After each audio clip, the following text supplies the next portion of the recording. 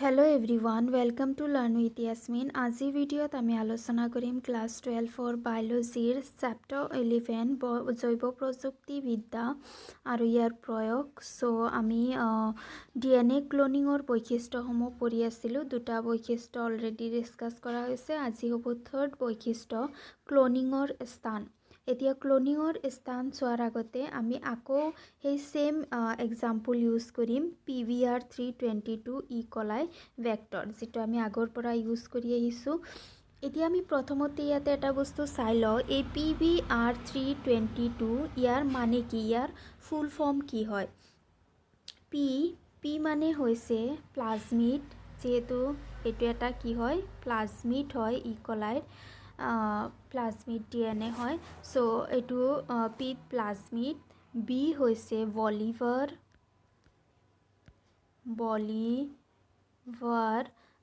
R হৈছে ৰড্ৰিং,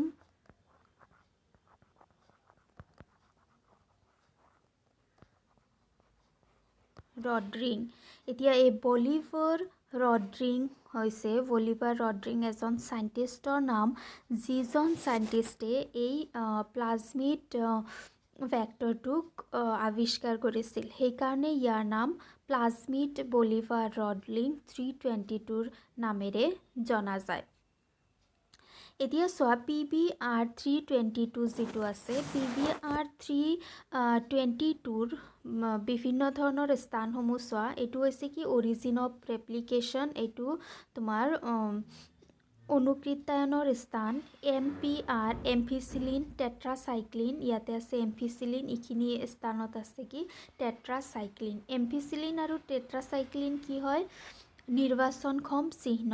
তাৰপিছত এইবোৰ হৈছে কি restriction এণ্ডোনিউক্লিয়াছ, SAL1, BAM-HI, HINT3, CLE1, EcoRI, PVU1, PIST1, এইবোৰ হৈছে কি একোটা ৰেষ্ট্ৰিকশ্যন এণ্ডোনিউক্লিয়াছ, যিয়ে এই যেটো প্লাজমিড আছে প্লাজমিডটোক নিৰ্দিষ্ট স্থানত কাটিব পাৰে।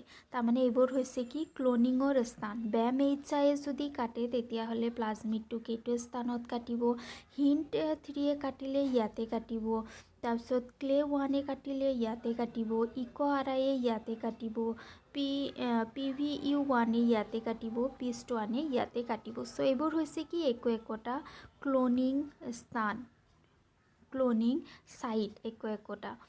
সো ইহঁতে বিভিন্ন স্থানত ইয়াক কাটিব পাৰিব। এতিয়া যদি BAM-HI কাটে, BAM-HI কাটিলে কি কৰিব পাৰিব, টেট্ৰাচাইক্লিনটোক কাটি লৈ গুচি যাব। গতিকে ইয়াতে আৰু টেট্ৰাচাইক্লিন নাথাকে।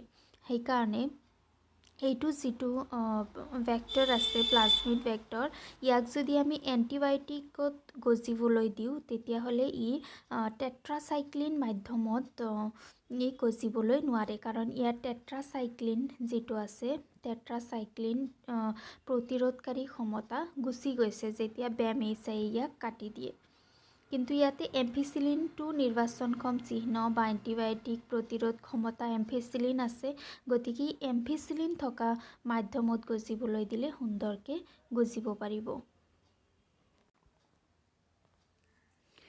কোনো অচিন DNAৰ সৈতে সংযোগ ঘটাবলৈ বাহকবিলাকৰ ৰেষ্ট্ৰিকশ্যন উৎসেচক ব্যৱহাৰৰ বাবে এটা বা ততোধিক স্বীকৃতিপ্ৰাপ্ত স্থানৰ প্ৰয়োজন। সো এটা অচিন DNAৰ সৈতে, অচিন DNA মানে কি আমি বিচৰা জিন থকা যেটো DNA আছে সেইটো DNAৰ সৈতে যদি ভেক্টৰটোৱে, যেনেকুৱা প্লাজমিডটো ফৰ এক্সাম্পল যদি প্লাজমিডটোৱে লগ লাগিবলৈ বিচাৰে, সংযোগ কৰিবলৈ বিচাৰে, তেতিয়াহ'লে সেই যেটো প্লাজমিড আছে প্লাজমিডটো কি হ'ব লাগিব, এটা নিৰ্দিষ্ট স্থানত কাট খাব লাগিব। এনেকুৱা আছে প্লাজমিড, এতিয়া যদি ই কাটে নাখায় তেতিয়াহ'লে সেই DNA টো ক'ত আহি লগ লাগিব, হয়নে? গতিকে ইয়াক এইখিনি ঠাইত কৰবাত এটা ঠাইত ই কাটি যাব লাগিব। কাটি যোৱাৰ কাৰণে কি লাগিব, ৰেষ্ট্ৰিকশ্যন উৎসেচক লাগিব। ৰেষ্ট্ৰিকশ্যন উৎসেচকে ইয়াক কাটি দিব আৰু যিখিনি খালী ঠাই ওলাব তাতে সেই আমি বিচৰা DNAটো আহি পেলাই লগ লাগিব পাৰিব। এটাতকৈ বেছি স্বীকৃতিপ্ৰাপ্ত স্থান বাহক এটাত থাকিলে DNAৰ বহু টুকুৰাৰ অংশৰ সৃষ্টি হয় আৰু তেতিয়া ক্লোনিং প্ৰক্ৰিয়াটো জটিল হয়। যেনেকৈ আমি এক্সাম্পলত দেখিলোঁ, এইটো এক্সাম্পলত বহুত ক্লোনিঙৰ স্থান আছে, বহুত ৰেষ্ট্ৰিকশ্যন এণ্ডনিউক্লিয়াছ আছে। গতিকে এই প্লাজমিডটো বহুতকেইটা টুকুৰাত ভাগ কৰিব, আৰু যেতিয়া টুকুৰাৰ সংখ্যা বেছি হ'ব তেতিয়া সেইটো টুকুৰাৰ পৰা আমি বিচৰা নিৰ্দিষ্ট টুকুৰাটো উলিওৱা জটিল হ'ব, আৰু প্ৰক্ৰিয়াটো আল্টিমেটলি জটিল হৈ যাব। প্ৰতিজৈৱিক প্ৰতিৰোধকাৰী দুটা জিনৰ যিকোনো এটা ৰেষ্ট্ৰিকশ্যন স্থানত বহিৰাগত ডিএনএৰ সংযোগ কাৰ্য সম্পাদিত হয়। এতিয়া টুকুৰা যদিও টুকুৰ হয়, তথাপিও ই গোটেইখিনি স্থানতে গৈ পেলাই লগ লাগিব নোৱাৰে, বা গোটেই স্থানতে কাটি নিদিয়ে। এতিয়া যিটো স্থানত কাটি দিলে, যিটো স্থানত কাটিব সেইটো স্থানত আহি পেলাই ডিএনএটো লগ লাগিব। উদাহৰণস্বৰূপে PVR 322 বাহকত থকা টেট্ৰাচাইক্লিন প্ৰতিৰোধী জিন BAM-HA স্থানত বহিৰাগত ডিএনএ সংযোগ কৰিব পৰা যায়। তাৰমানে যিটো আমি এক্সাম্পল হিচাপে লৈছোঁ PVR 322, PVR 322ত আমি যিটো BAM-HA আছে, BAM-HAৰ স্থানত আমি কাটিব পাৰোঁ। যেতিয়া আমি BAM-HAৰ স্থানত কাটিম তেতিয়া আমাৰ যিটো টেট্ৰাচাইক্লিন আছে, টেট্ৰাচাইক্লিনটো ইয়াৰ লগত গুচি যাব। আৰু টেট্ৰাচাইক্লিনটো কি হয়, এটা প্ৰতিৰোধকাৰী জিন হয়, এটা এণ্টিবায়'টিক প্ৰতিৰোধকাৰী জিন হয়।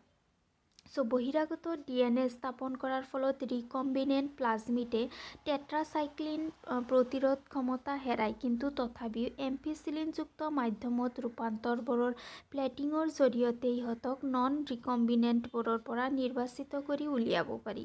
এতিয়া চোৱা, PVR 322ত যদিও এম্ফিচিলিনে কাটি দিয়ে আৰু টেট্ৰাচাইক্লিনটো গুচি যায়, তেতিয়াহ'লে এই টেট্ৰাচাইক্লিন মাধ্যমত গজিব নোৱাৰে, যদিও ইয়াতে এম্ফিচিলিন ৰৈ যায় আৰু ই এম্ফিচিলিন মাধ্যমত গজিব পাৰে। আৰু তেতিয়া আমি গম পাওঁ যে ই ৰিকম্বিনেণ্ট হয় নে নন ৰিকম্বিনেণ্ট হয়, আৰু ইহঁতক আমি পৃথক কৰিব পাৰি। এম্ফিচিলিনযুক্ত মাধ্যমত উৎপন্ন হোৱা ৰূপান্তৰকবোৰক পিছত টেট্ৰাচাইক্লিনযুক্ত মাধ্যমলৈ বদলি কৰা হয়।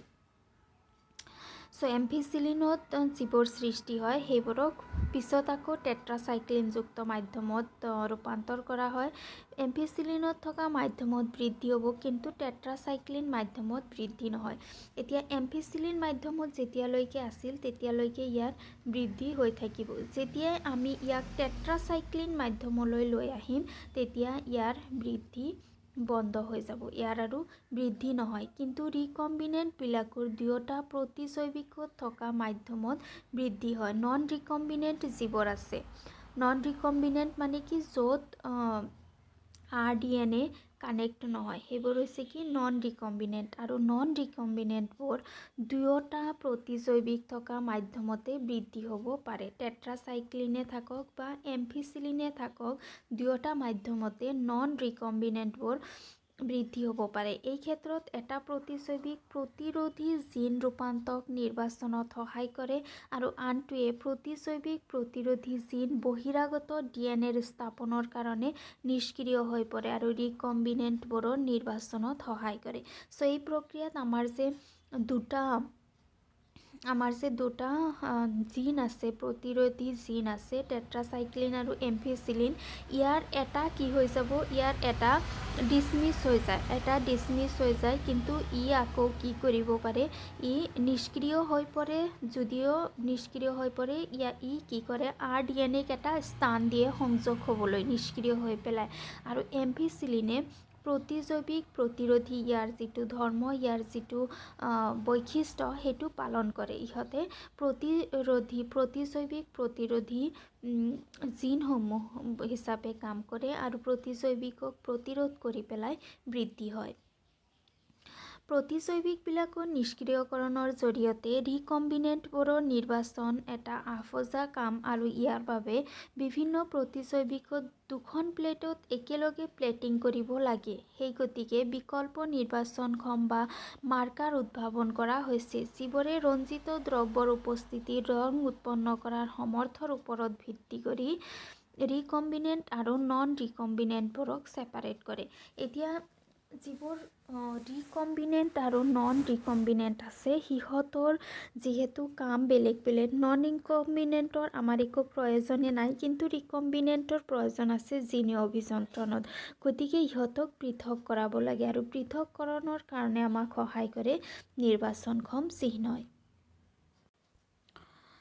চ' ইয়াতে কি হৈ যায়, তেনেহ'লে যিটো উৎসেচক থাকে, যিটো উৎসেচক এটা ইয়াতে নোহোৱা হৈ যায়, যেনেকুৱা টেট্ৰাচাইক্লিনটো নিষ্ক্ৰিয় হৈ যায়, উৎসেচক নিষ্ক্ৰিয় হয় আৰু এইটো প্ৰক্ৰিয়াক প্ৰবিষ্টকাৰী নিষ্ক্ৰিয়কৰণ ইনচাৰ্চনেল ইনএক্টিভেশ্যন বুলি কোৱা হয়।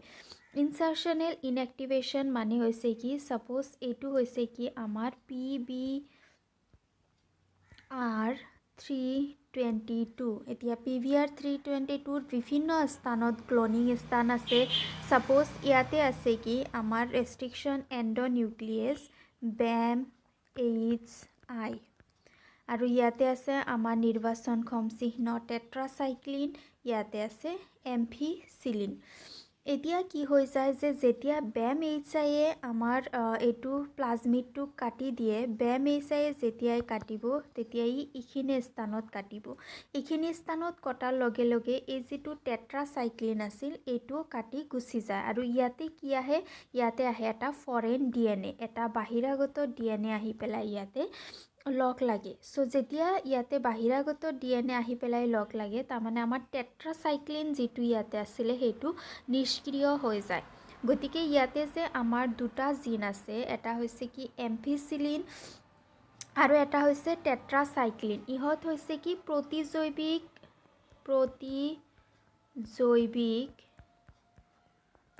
প্ৰতিৰোধী জিন। চ' ইহঁতৰ যিহেতু এটা ৰৈ যায়, যিটো ৰৈ যায় সিহঁতে প্ৰতিজৈৱিকসমূহক প্ৰতিৰোধ কৰি পেলাই এইটো প্লাজমিডক প্ৰতিজৈৱিক মাধ্যমত গজাত সহায় কৰে আৰু যিটো কাটি গুচি যায় সেইটোৱে ফৰেন DNAক, এটা বাহিৰাগত DNAক এই প্লাজমিডৰ সৈতে, এই ভেক্টৰৰ সৈতে লগ লাগিবলৈ চান্স দিয়ে।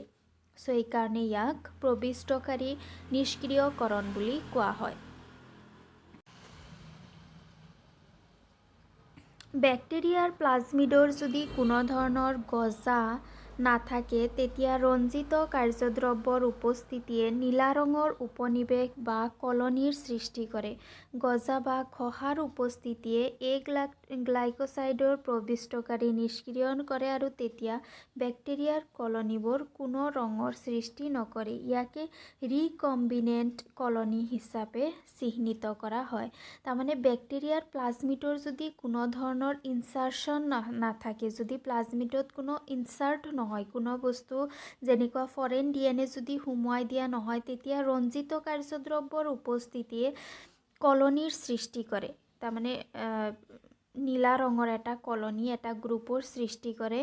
আৰু যদি ইনচাৰ্ট হয়, কিবা এটা বস্তু যদি ইনচাৰ্ট হয় ভেক্টৰটোত, তেতিয়াহ'লে প্ৰবিষ্টকাৰী নিষ্ক্ৰিয়কৰণ হয়। তাৰমানে যিটো জিন আছিল সেইটো নিষ্ক্ৰিয় হৈ যায়। তাৰমানে কি যদি ইনচাৰ্ট নহয়, যদি RDNA যদি ইনচাৰ্ট নহয় তেতিয়াহ'লে তাতে এটা কলনীৰ সৃষ্টি হয় আৰু RDNA যদি সৃষ্টি হয় তেতিয়াহ'লে প্ৰবিষ্টকাৰী নিষ্ক্ৰিয়কৰণ হয় আৰু তেতিয়া বেক্টেৰিয়াৰ কলনীবোৰে কোনো ৰঙৰ সৃষ্টি নকৰে আৰু এইবোৰকে ৰিকম্বিনেণ্ট কলনী হিচাপে চিহ্নিত কৰা হয়।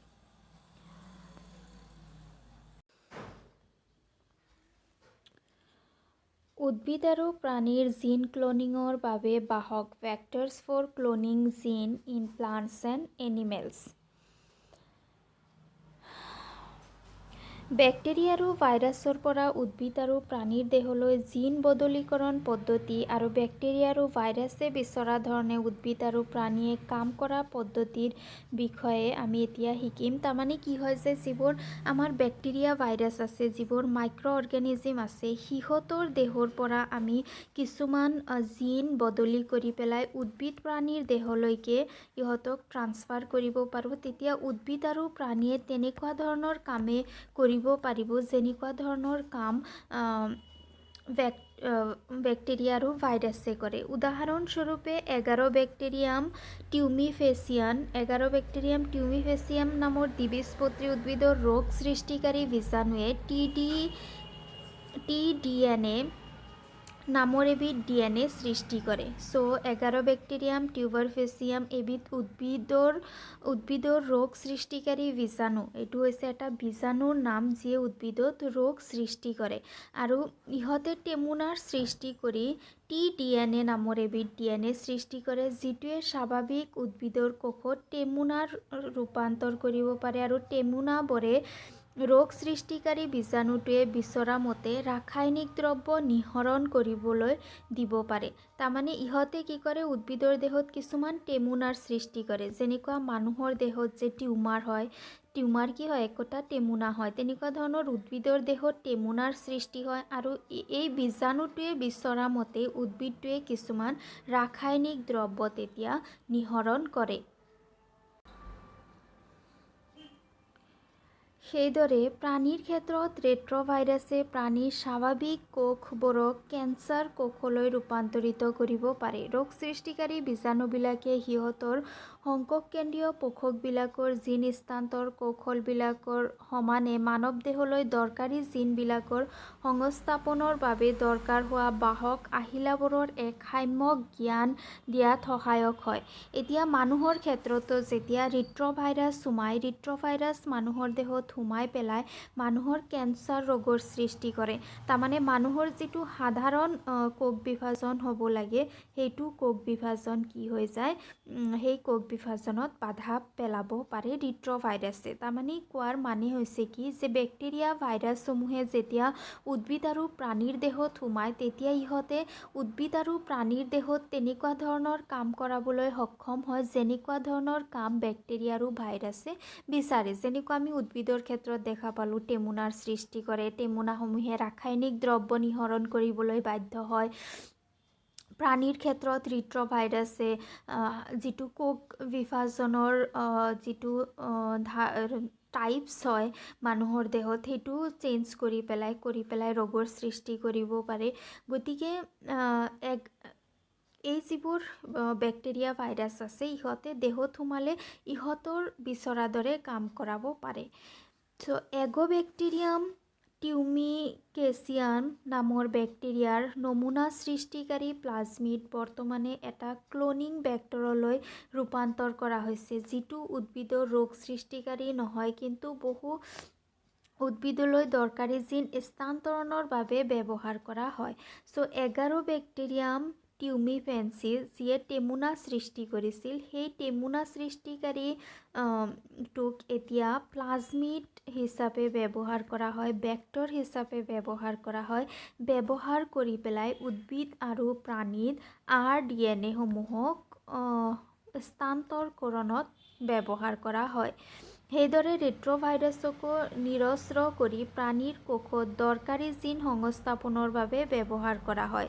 গতিকে যেতিয়াই এটা জিন বা এটা DNA টুকুৰা এটা উপযুক্ত বাহক বা ভেক্টৰৰ সৈতে সংযোজন হয়, তেতিয়া ইয়াক বেক্টেৰিয়া বা উদ্ভিদৰ দেহলৈ স্থানান্তৰ কৰা হয়। চ' যিটো ৰেট্ৰভাইৰাছ আছে,